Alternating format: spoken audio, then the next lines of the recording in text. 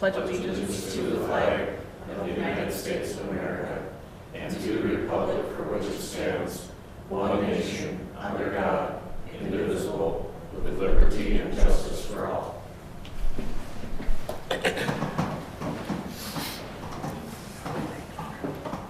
All right, well, we will start with our council activity reports. I had an environmental board meeting and a meeting of the playground equipment subcommittee of the Park and Tree Board. That's about it. Councilman Herzberg. I had nothing. I was on vacation. Councilman Renke. We had the joint EDAP and City Council working meeting to discuss the downtown redevelopment, along with last week, and I wanted to ride along with our chief of police in St. Cloud and got to observe how they did the TZD stuff and was quite impressed with their professionalism. So I wanted to throw that out there. Thanks. Councilman Gilmore. I had the EDAP, the council EDAP meeting and the Highway 23 Coalition meeting. At the Highway 23 Coalition meeting, they have 100 members right now. And the speaker was Margaret Gilliard from the MnDOT Commissioner. And I have some information, everybody wants to look at it, what they're doing. They also talked about the new gas tax they're pushing because that's gonna go directly to the roads and the bridges and just transportation. And if anybody wants any copies, they can certainly have some. Sounds good. Thanks. For our department head reports, we have our fire chief, Andy Soini. All right, thank you.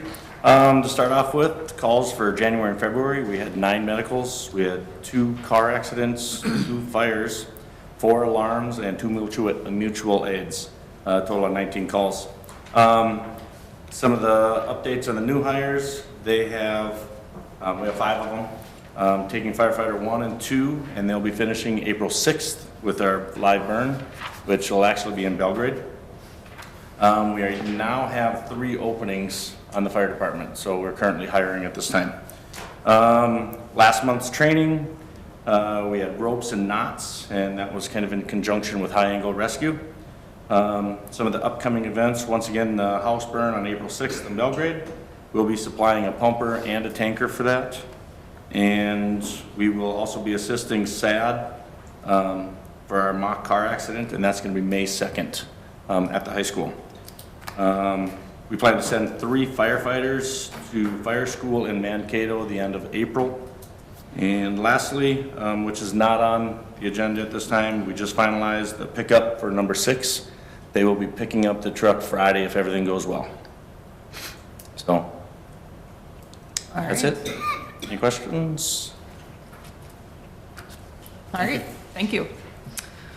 Then next we have our consent agenda. We have the minutes from the February 25th regular city council meeting, the February 11th public works board, and the April 5th, 2018 environmental committee.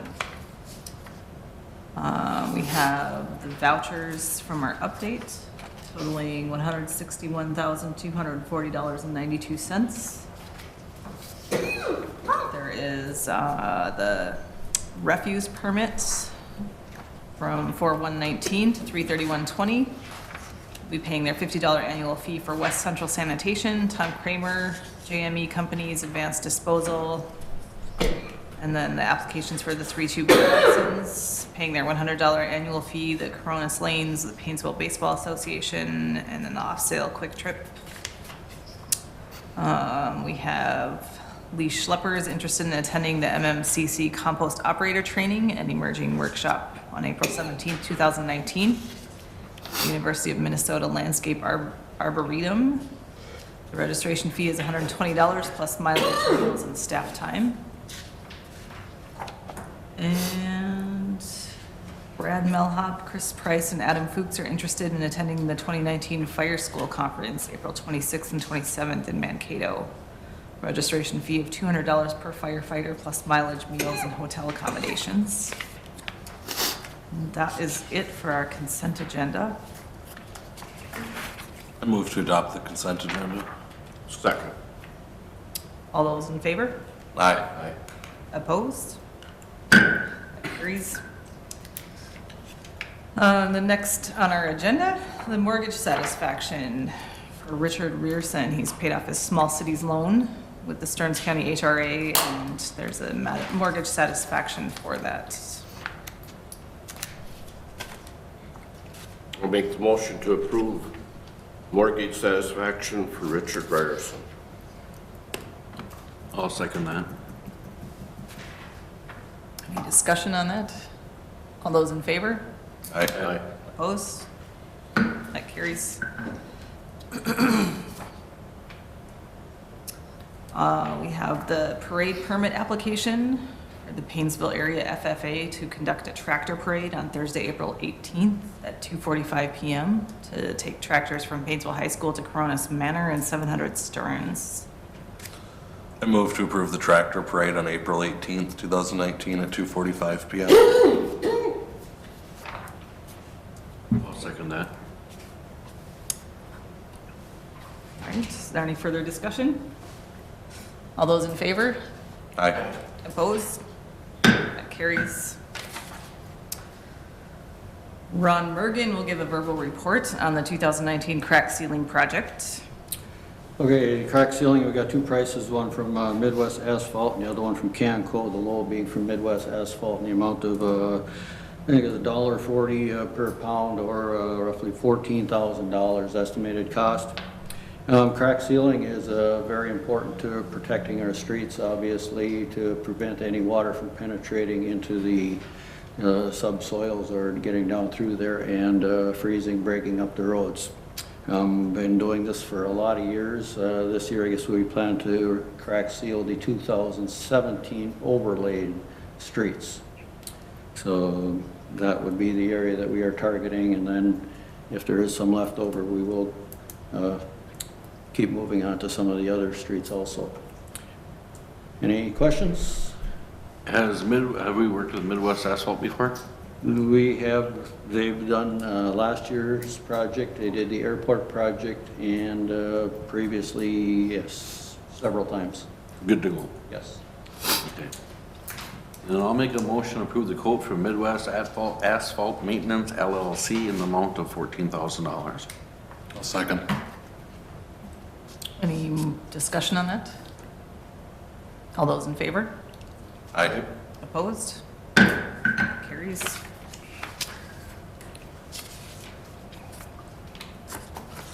The next thing we have is the consent to assignment, the Springstead. January 10th, 2019, Springstead announced its intention to combine with Baker Tilly Virchow Kraus LLP, a financial services and accounting firm, enabling them to broaden and enhance the services to the city. Combination is expected to be finalized on or about April 1st, 2019, at which time the Springstead Group companies will be providing advisory services under the name Baker Tilly Municipal Advisors, LLC. So they've attached a letter requesting the assignment of a current agreement between the city and Springstead Group. Do you have anything you want to add? Nope. Anybody have any questions on that? As of right now, we're not seeing any rate increases or anything for what they're doing for us? No. Okay. Then I move to adopt the addendum consent to assignment between the City of Paynesville and Baker Tilly Municipal Advisors, LLC. Second. Any more questions? All those in favor? Aye. Opposed? That carries. All right, we have the Shopko bankruptcy. Bill, do you want to give an update on that, or? Well, I mean, pretty much what it says there is the facts. There's a they've filed they're seeking approval of their Chapter 11 plan. The creditors committee is recommending against it.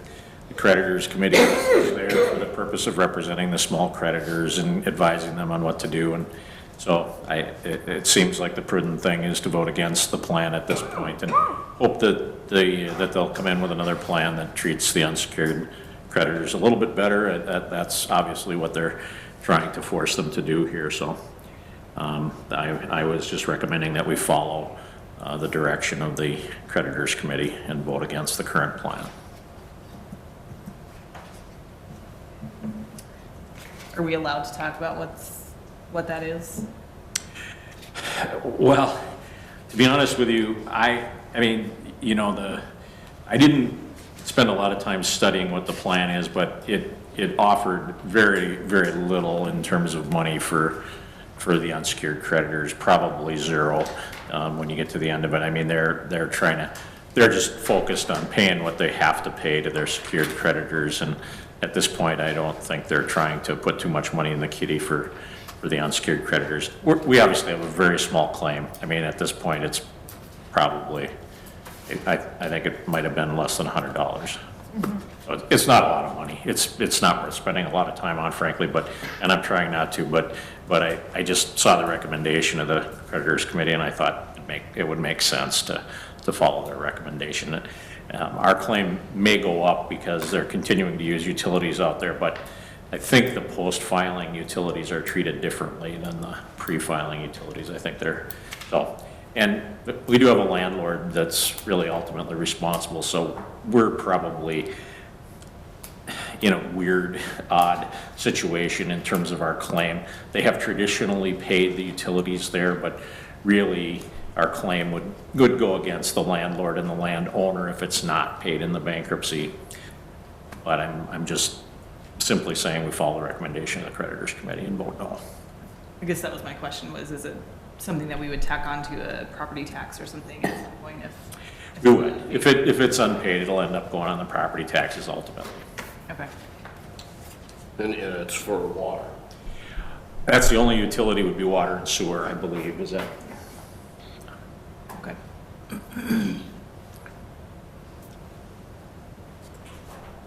Is there any more discussion on that? No, I'll make a motion to approve the ballot for voting to accept or reject it. No, I mean, accept or reject the joint chapter 11 plan for specialties. We want to, You gotta pick one. Reject. huh? You gotta pick one. Rejected.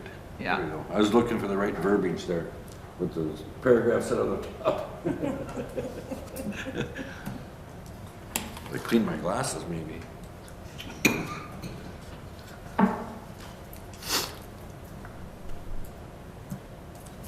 I'll second that.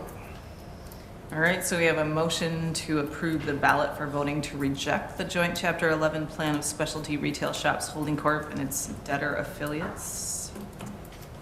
All those in favor? Aye. Opposed? That carries.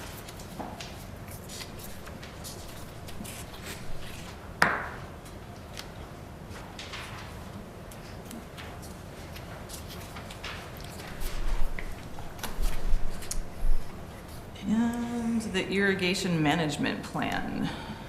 Ron Mergen or Chuck DeWolf want to give a report? Okay, thank you. We have a letter from Bolton and Mink to conduct a irrigation management plan, or put a plan together that would take our system out and basically look at the next 20 years. How are we going to operate that? With flows increasing, I guess I feel it is time that we take a good hard look at it. We've got a lot more questions than actually we do answers. For this study, we would actually have already talked to people from MPCA, Stearns County, and some private ag advisors. We would try and get them all together and get all their advice. Likely we would go visit several other sites. Is there another option out there for us? Discharging, I guess, our wastewater to the river is not an option. That I think is well known here, and we don't want to go there. But I know they do irrigate. Some golf courses are irrigated, forest land is irrigated, etc. So we want to explore all the options there. Part of our issues, I think everybody's probably well aware, over the year things have changed. Years back, we had a lot more dairy in the area, so farmers planted a lot more alfalfa. Those days are pretty much gone. Today it's all corn and soybeans is what the farmers want to plant. So likely we're going to have to either look at more land or possibly use some of our own land, put it in grassland. Just for instance, or some of our issues too, when it rains, we have 165 acres of ponds. If we get a 1-inch rain, we just increased what we need to irrigate by 4.5 million gallons. That's 1 inch over that 165 acres.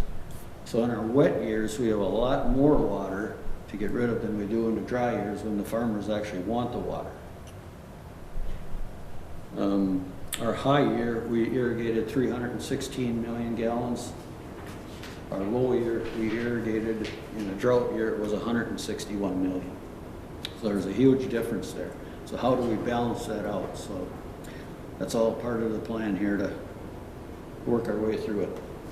I mean, I think we got a great system. The people from MPCA like it. There's a lot of things that we are not required to do. Other people that do discharge, for instance, phosphorus, you know, because this is actually acting as a tertiary treatment where the crops utilize all the nutrients. We don't have a phosphorus limit, and one of the newest ones coming out is a salty or a chloride limit on most facilities. We are also exempt from that, so that is huge. So we want to make sure that we have our irrigation in line for the next 20 to 30 years here. Rick, you got anything to add on to it, or? No, I think as Ron mentioned, the goal is to make sure, regardless of whether it's a really wet year or really dry year, that the irrigation system's able to perform, and so the city can get rid of the wastewater. Is the AMPI expansion gonna have a big impact on this? This expansion, no, but they did allude to possibly in the future increasing their flows. Okay. Wait. Okay, I'll make a motion to approve Bolton Mink Inc. to conduct a water treatment facility irrigation management plant in the amount of $9,800 plus any agriculture advisor costs. Second. Is there any further discussion on that? I just had one question. Is that something that you already budgeted for, Ron, for this year? This would come out of the sewer CIP fund, Okay. yes. All right, so we have a motion and a second. All those in favor? Aye. Opposed? That carries.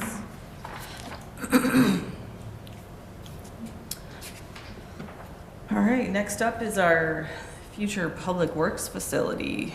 Ron Mergen, you want to give us a report on that? Sure. I guess due to the budget concerns, I think it's pretty obviously we will not be constructing a public works facility in the next couple years. So we're just discussing some things that we could possibly do to get us by for a number of years. And I guess the two items we came up with, one is, or the first would be myself and the person on call, or one of the other guys would be taking our vehicles home. I think you see a lot of utilities doing that. I guess we're not excited about that, but it will free up space in the shop for us. I think Renee is drafting a policy on that right now, so that'll be coming back to you again in the future. And the second thing, over at our cold storage building right now, the doors over there are just slide doors on the outside. Very tough to open, especially in the winter time. Water drips down there, obviously freezes. The night of that large storm we had, we couldn't even get them open.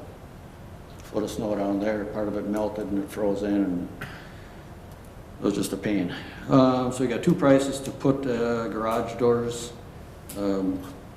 openers in there with that. One from Garage Door Store and the second from Bierman Garage Door in the amount of $34.61.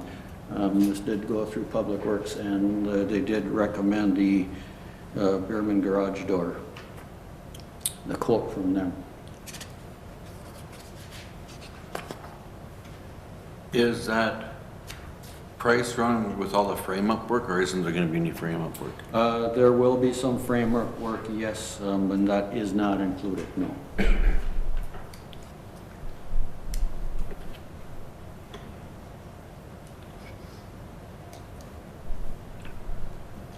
Is there any other questions on that? No, I'll make the motion to approve the quote from Bierman Door in the amount of $3,461 for the installation of two overhead doors. Second. All right, we have a motion and a second. All those in favor? Aye. Opposed? That carries. Do we need a motion on the pickup use? No, bring No. forward a policy. Okay.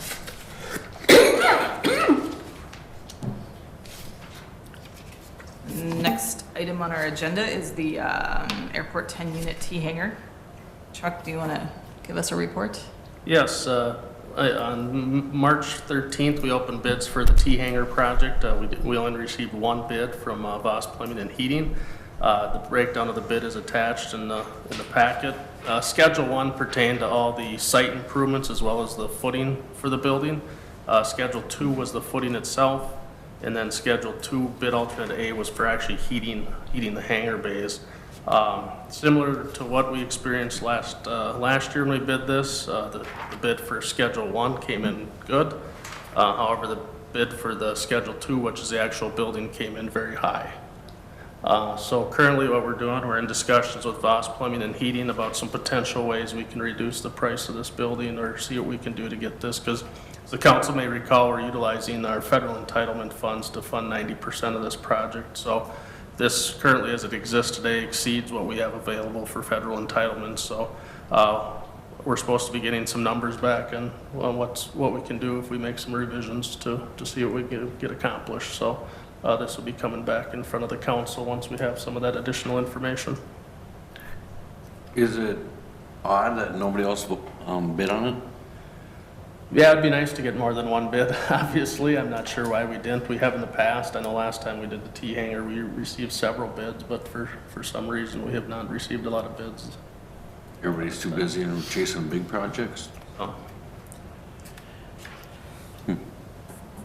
It's good we got a local bid anyway. What was the amount of the entitlement?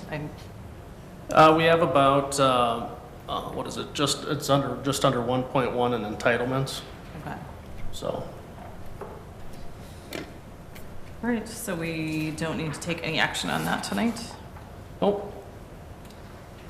All right, next on our agenda is the AMPI expansion project. We have Jessica Green here from Northland Securities. Members of the council, good evening. Tonight for your consideration, we have a resolution that will provide for the competitive negotiated sale of taxable general obligation sewer revenue bonds. This will be the Series 2019A. As you know, we've got two projects this year. We're not going to talk about the B bonds for this council meeting, but we will be back next month to talk about those. The proposed bonds are to be issued in the amount of $2,285,000.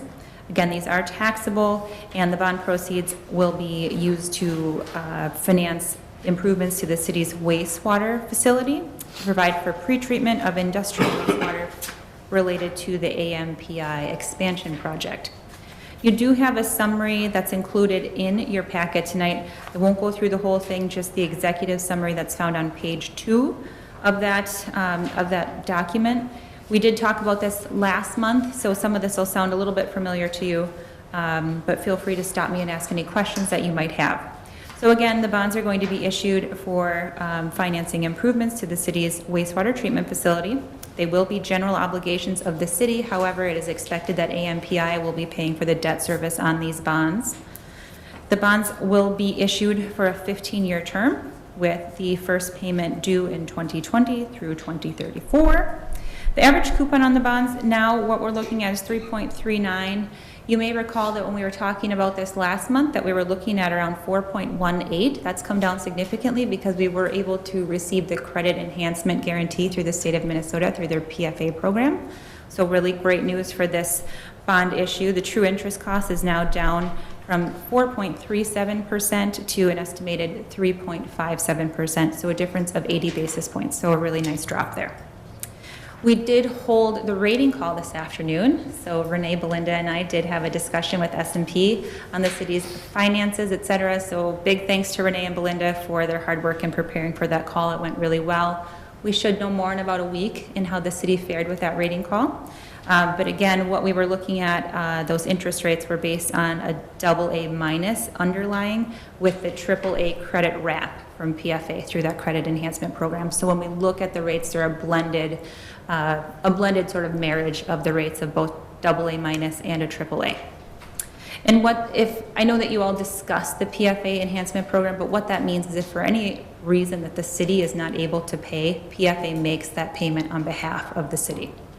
So that's why that AAA rating really brings those rates down quite a bit. So they will be issued as taxable. The bonds will not be considered bank qualified, being that the payments are coming from API. So again, not able to use that bank qualification. We're anticipating holding a public sale. What we had anticipated was April 8th for holding that sale. Because the bids are coming back a little bit later than we expected, we are now going to be moving the sale to April 16th around 10:30 a.m. And then I'll come back that evening with the results of that sale for your consideration. I am happy to take any questions that you might have regarding the financing. But as of right now, you do have a resolution before you to direct staff in Northland to prepare for the sale of the bonds.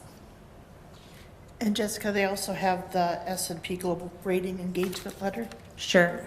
Yep, so there's just a document in there that allows S&P, or it's really the acknowledgement of the council that you're going to be seeking a rating for this issue. Obviously, we held the call today, so we are well on our way down that path, but they do want acknowledgement of that, so there's a document in your packet for that.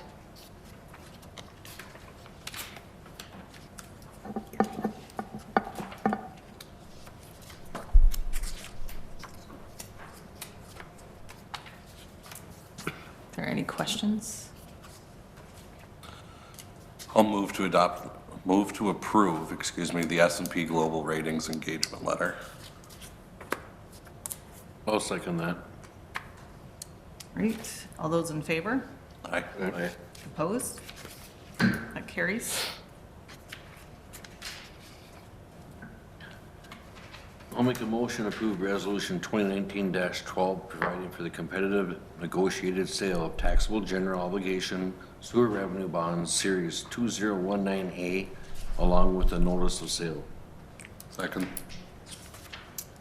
All those in favor? Aye. Opposed? That carries. Thank you. All right, thank you. Thank you, Jessica. And let's see, I think that's 72.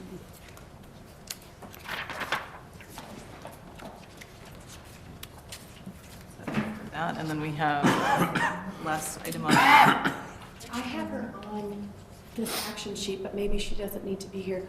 I have her on here that should be in attendance to review the bond schedule for the 2018 19th Street project. I can stay, but I don't know if that's what council wants, so, but I do have her on the action sheet on page 72.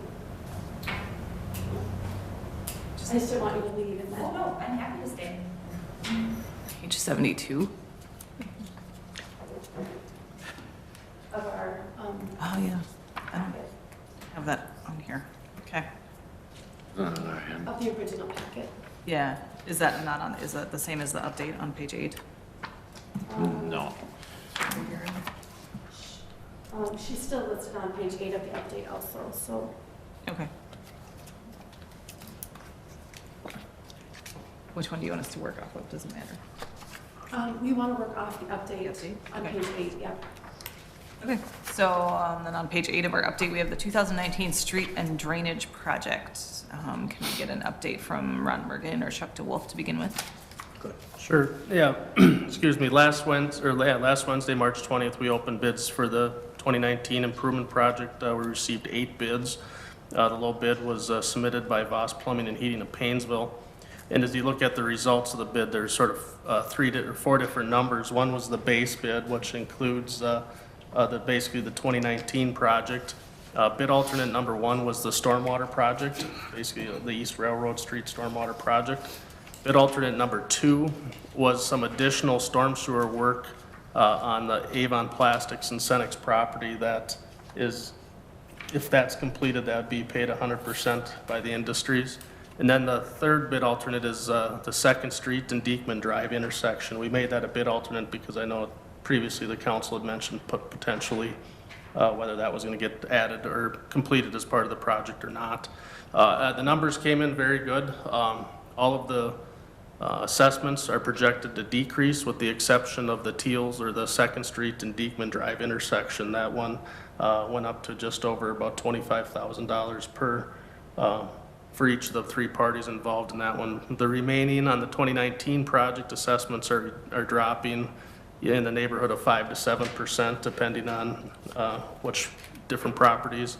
And then for the storm sewer project, bid alternate number 1, those assessments are dropping about a little over 3%. So we did receive very, very good bids. As I mentioned, bid alternate number 2, we will be meeting with the industries to discuss those improvements because those would be assessed at 100%.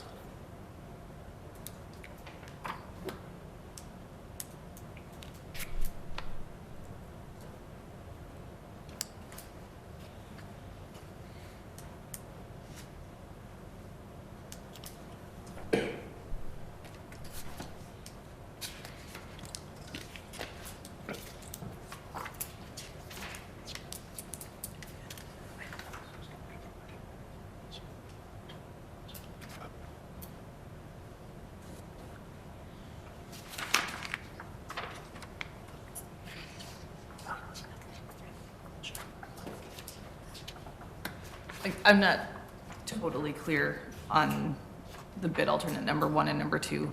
Can you just, so the number 1 is the actual building of the stormwater pond, and would that include the purchase and demolition of the properties that are up there? Correct, yeah. Bid alternate 1 is sort of the base improvements that was included in the railroads, East Railroad Street drainage improvements. It's basically taking the water from the south side under the tracks to the north, building the pond, and then constructing the discharge to the pond out to the other existing pond. So that's the base improvements that is part of bid alternate number 1. Bid alternate number 2 is additional storm sewer improvements on the Avon Plastics and Cenex property that they would like to see completed. So it's outside, it's sort of it's in addition to the bid alternate 1 improvement. Okay, so when we talked earlier about the breakdown of who was going to pay for that portion, the bid alternate number 2 is in addition to what we discussed? Correct. Okay. Yeah, everything that was talked about at the hearings was part of bid alternate 1. Okay, Bid alternate number 2 would be in addition to those. okay, thank you. Chuck, when you said the stuff by Diekman, that, the bid on that was 63, but you were talking about it being up by 25, right? I suppose when you're building the engineering and other, that you're getting up to 25. Anytime you do assessments, you got to Yep. factor in, engineering, legal. Yep. They're usually at this stage, we still had some contingencies in because the construction has not been done. Gotcha. I was just trying to follow. And I think you asked a question about the demolition of the buildings. That's the one thing that wasn't included in any of these bids. That's going to have to be bid. I mean, the contractor might do it, but it wasn't included in the bid. Oh, okay, but the purchase, we had allotted in Yeah. for the purchase. Yeah, I think that was probably included, but not the demolition of the structure. Yeah, in the bond, in the financing numbers, we had dollars in there for the purchase of the land as well as the projected demolition costs. Okay. Okay. And then I believe we had talked at a meeting not so long ago about the 2nd Street and Diekman Drive, that thing. Somebody was going to check with Teals to see if they were willing to pick up more of that cost, or what we were going to do with that. Or no, am I mistaken? I guess I have not talked to Teals recently, but if they would be willing to, I guess that's something we can do. I guess possibly at the next meeting, we'd look at awarding this, and by then we would know that. I mean, I just remember that there was some talk, the people who own the Shopko property had come and asked us if we would wait on that assessment while they try and find a new renter for that. The realtor did it. Yeah. Because right now it'd be a 3-way split, right? So you're guesstimating 75,000, Yeah, right in that neighborhood. so 25 split. Yeah, and part of the reason that number did increase, we went back and looked, is when we originally had done numbers projected on that, Shopko didn't have an access, wasn't planning an access, and that sort of changed as we went through this process. So if they do not want their access from the new street out to their parking lot, that would lower the cost, obviously. But then there wouldn't be a reason to assess that property. They'd still be an adjacent, so I'm not sure if they'd want the access or not. Generally, we would still assess adjacent properties. Okay.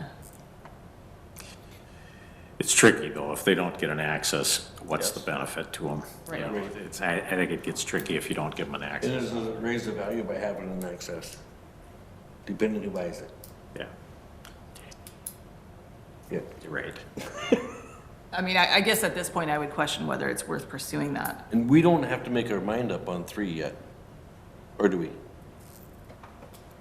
Well, it depends if they're gonna be part of the assessment process. If you move forward with the assessment process right now, yeah, you would need to know that. Because I'm assuming we'd be sending out notices fairly soon. Yes. Yeah.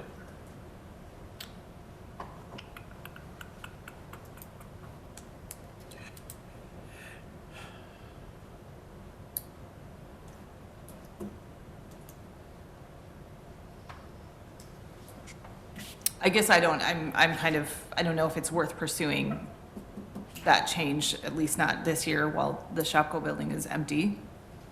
That's kind of my input on it. I don't know if anybody else has thoughts.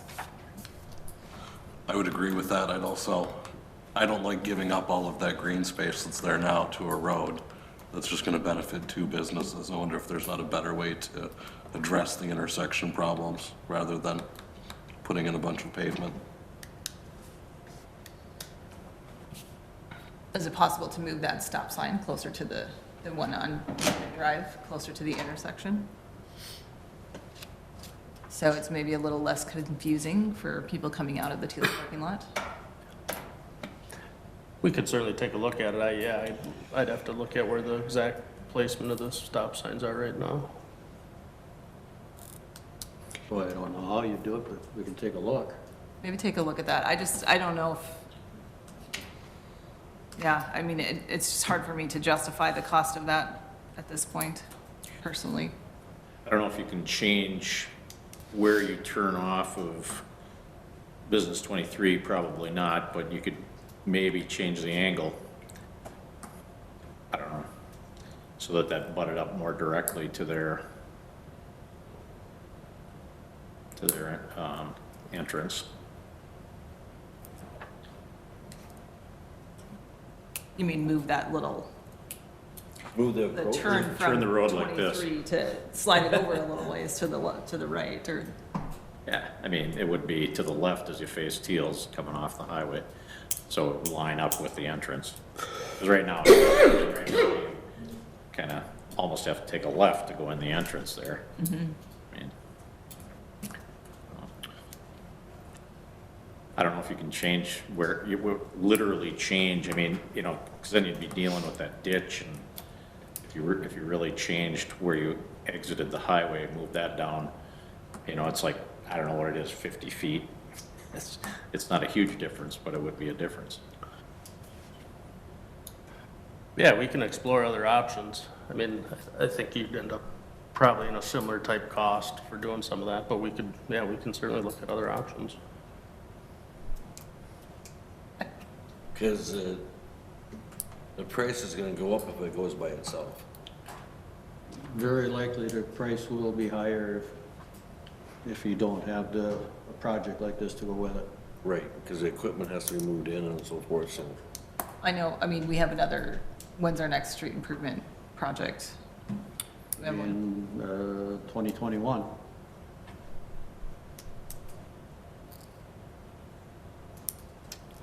I mean, maybe by then the Shopko building would have another business in there and we would know whether that would be beneficial to them. You want us to contact Teals first before we? I think it's worth contacting and just asking if, you know, if they're the property that's going to be benefiting, if they're willing to How bad they want it. take a bigger chunk of the cost. It is a dangerous intersection with a school and everything happening there. I'd hate to see a bad one there, if we can make it a little simpler.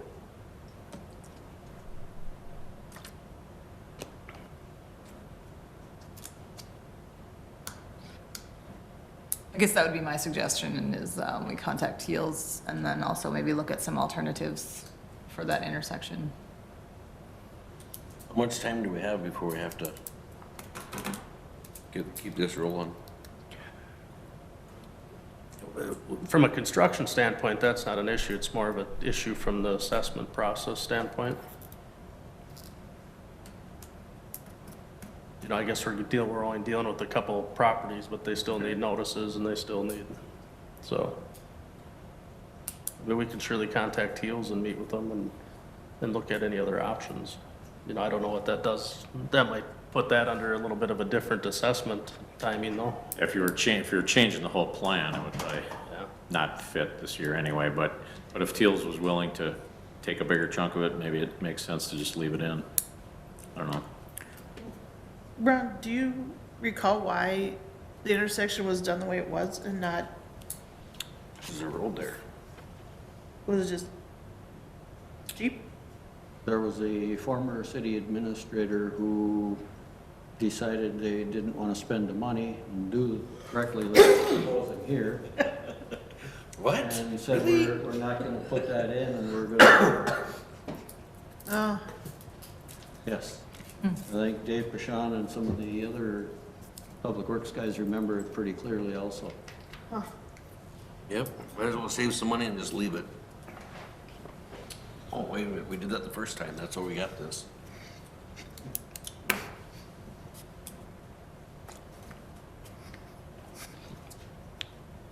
Have there been any accidents at that intersection that we know of? I just know anecdotally, almost. I'd be surprised if there hasn't been, Right. but I don't recall of any. It takes a couple kids running over there to have one, right? I guess I know last year when I did talk to the manager over at Teals, I know she said there's close calls daily. It's, Yeah, it's bad. Okay.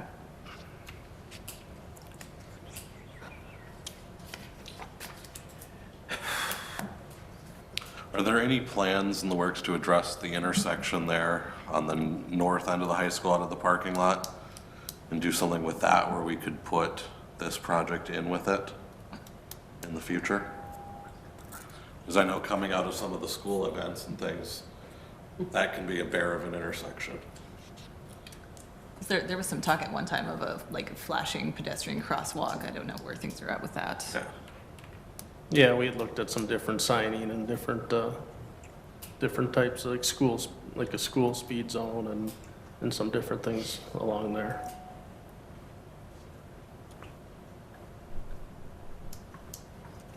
But there's nothing in the works where we could table this project and say we'll get a better rate in 2021 because we're planning on addressing that north road, that north intersection at the same time. But I think as Ron mentioned, you know, if we can tie it to another project, that's gonna be probably your best bet. Yeah. and I think part of it is, a decision from the school on whether they're gonna do their expansion or not. Because with that expansion, they have different entrances that they're hopefully gonna add. So that might be a solution, because we did meet with them on it and said we didn't want to spend $15,000 on lighting if they're not gonna keep it open. So would this be something that we can talk about at our joint meeting coming up on the 16th? Yeah. Yeah, you can talk about anything you want at that meeting. Okay. So where does that leave us for tonight? What do we need action on? You'd still need both the motions that are before you tonight, or all three of them. The 2019-13 declaring costs to be assessed and ordering preparation of proposed assessments. And then motion to approve resolution 2019-14 setting hearing on proposed assessments and the encroachment agreement motion. So the, the 2019-13, that includes, Because you still want to send notices out to them. You're going to accept the bids at the next meeting. okay, even though we haven't made a final decision on the, which of the bid alternates we're going to accept or move forward with? You pull that. Yeah, well, that resolution that's in the update would be adjusted if we're gonna remove bid alternate 3. Okay, We'd have to modify those numbers a little bit. okay.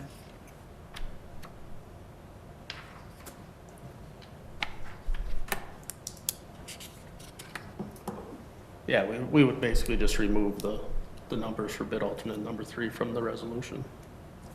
Okay, so we just would come back and amend the resolution at that time, if that's what we decide to do? That would be tonight. That'd be bills. That'd be tonight? So, I mean, what I'm hearing is that no matter what we do over there, it's going to be about the same cost. And if we kick this can down the road, it could be even more. Is that the general gist of what we're saying? Well, I would say if it's gonna be 2 years, I would assume the price would go up.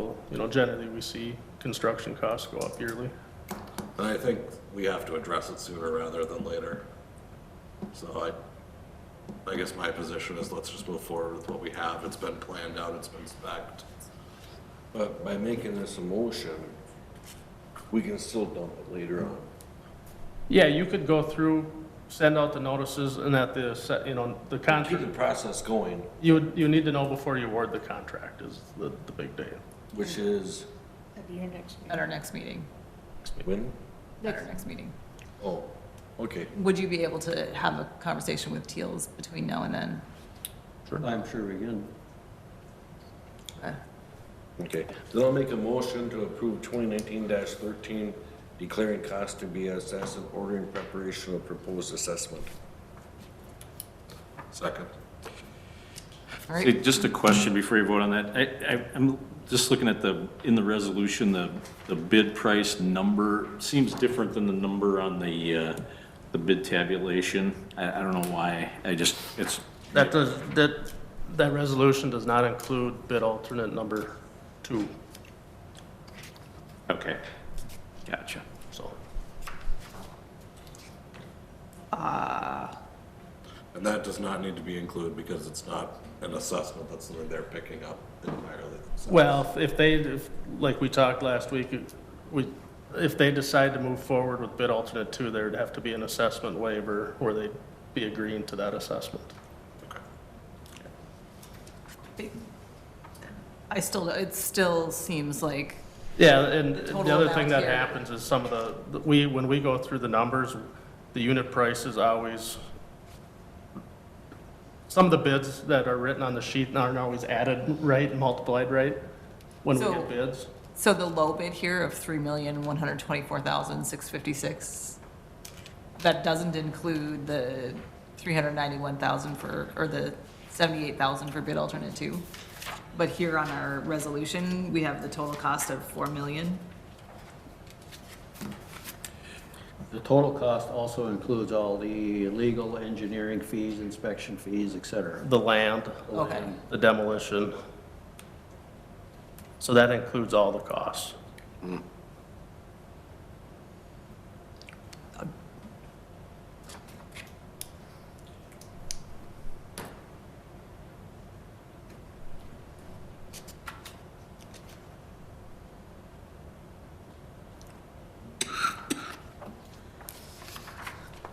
Okay. Well, we have a motion and a second to approve Resolution 2019-13, declaring costs to be assessed and ordering preparation of proposed assessment. Any other discussion on that? Who made the second? I did. Sean did. Thank you. All those in favor? Aye. Opposed? That carries. I'll make the motion to approve resolution 2019-14, setting hearing on proposed assessment. Second. Is that, there was something in there about postponing that till later in the process. I don't, Right, I think, Okay, up here. Chuck and Ron had thought, in this case, with this project, it might be better to wait till this fall to determine the assessment, just because we'll have more information about what the costs have been. Is that still what you're thinking, Chuck? Well, I think when we had mentioned it, like I said, there's a couple things, in particular, the demolition of the house that we don't have costs on yet because they weren't included in the bid. Just with the timing of trying to get contractors in there with not owning the houses yet to try to bid those would have been pretty problematic in the bidding process. So that was our discussion. I know the city years ago used to have the assessment hearing after the completion of the project. And then I can't remember what year it was, Bill, where we moved it to prior to construction, but. It had to be in the early 2000s. We've been doing it that way for quite a while, but. It's been quite a while, so.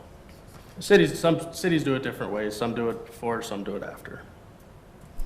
So right now, we do have into those numbers, as mentioned, we do have some projected demolition costs into those numbers. It's just we don't have the exact costs.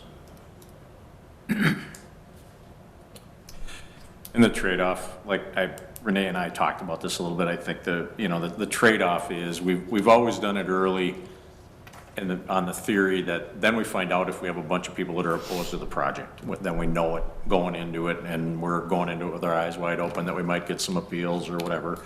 I mean, we've never stopped the project because of that, but at least we know what we're dealing with, and doing it this way, you're not going to know that until you have the assessment hearing. So you might have some people that are not happy, but and the project will be done already, or at least well underway. But the reality is we've never backed off on a planned project because of people having second thoughts about it. So it maybe doesn't really matter, but it's just that's the reason that we had started doing it that way, was so that we had knowledge if there was issues out there. Usually by the time we get done with the assessment hearing, people understand it and are on board. And I think Ron does a good job of meeting with people up front, and so they understand what's going on. And but I think that was how we got started on that, was because we happened to have a couple projects where we did have that happen. So we decided, we'd rather do it the other way, and then we know. But And doesn't it show a little bit more communication from the city to the people before you start? Kind of open?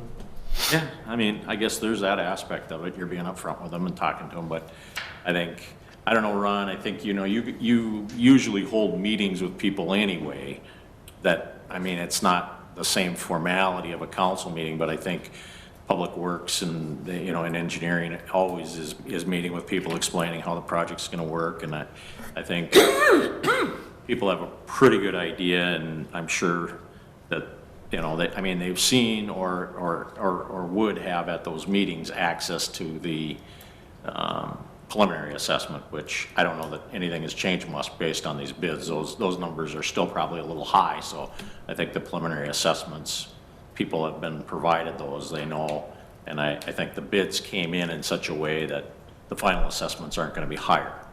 So nobody's going to get a shock. They've seen an estimate, and I think the bids are within that. So.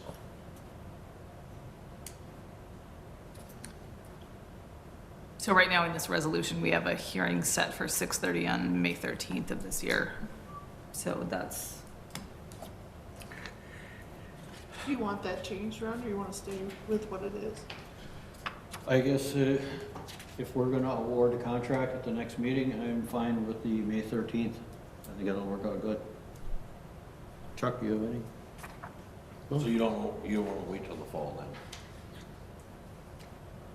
No, I think, we've always done it like this, we said since about 2000, so I guess we'll go along with Bill.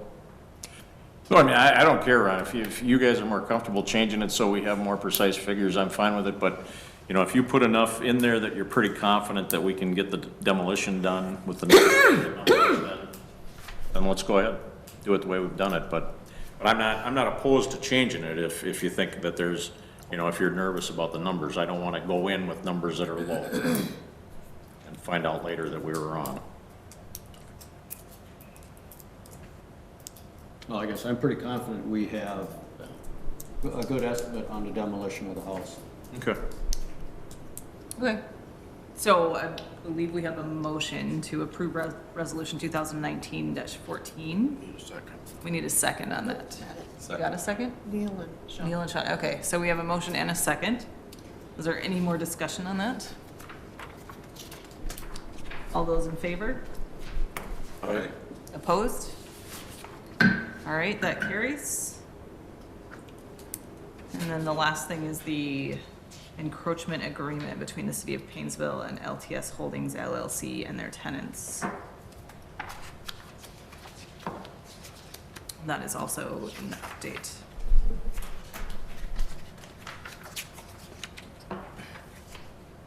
Before we go into that, I don't know, is this gonna adjust our bonding schedule? And if so, maybe Jessica wants to chime in now at this point before we go to the next segment. It will adjust the numbers a bit, of course, because the bids are more concrete than what we had for estimates. The only, I guess, change that I would mention to the schedule, and I don't have it in front of me, unfortunately, but the set sale would be April 16th, rather than, I think we were looking at the 22nd, so it would just back up less than a week. But the sale would still occur on May 13th. It sounds like you're going to have your assessment hearing that evening as well.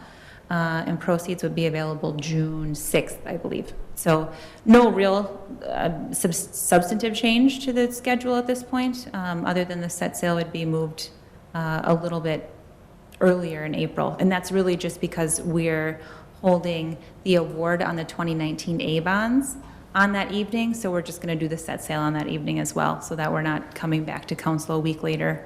But everything else should be on schedule, unless for some reason the city wants to postpone the sale at all.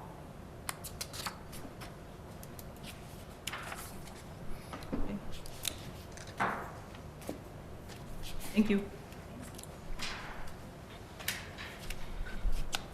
So, this says Bill Spooner, Ron Morgan will give a verbal report on the encroachment agreement. Oh, so we had, I had drafted at the manufactured home park, we have a number of units along Main Street that encroach into the road right away.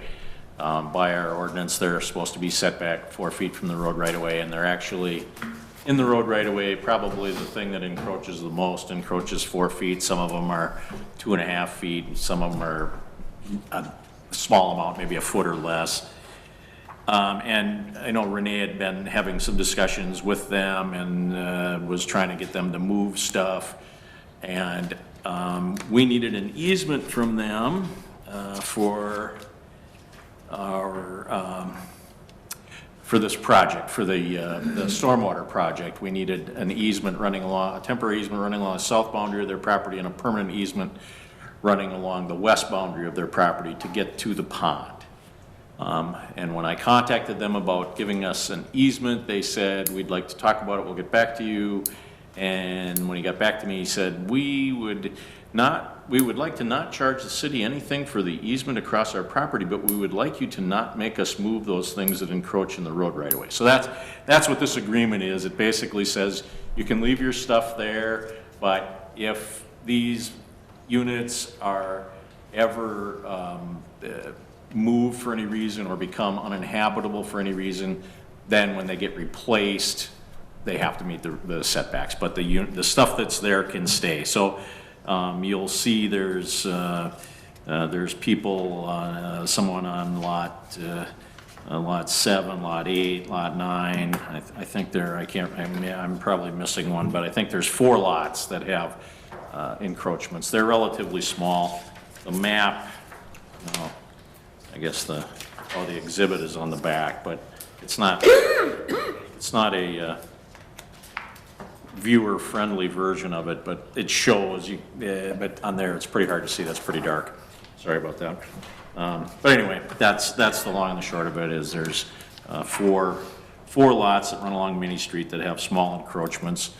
We don't have any plans to do anything on Main Street that they would interfere with. They're they're fairly far away from the road surface. They're not, it's not like they're threatening the road surface or anything. It's just that technically they're in the road right away. It's green space in the shoulder of the road there. There's quite a bit of room before you get to the shoulder of the road, so it's not anything that's too scary. It's just that they're there and should not have been. But I think we, in talking to Renee, she thought it was not worth fighting with them about it, get the easement so we can get our water over there, and they're agreeable with doing it, so. Yeah, because some of those mobile homes, I don't think you can move a foot.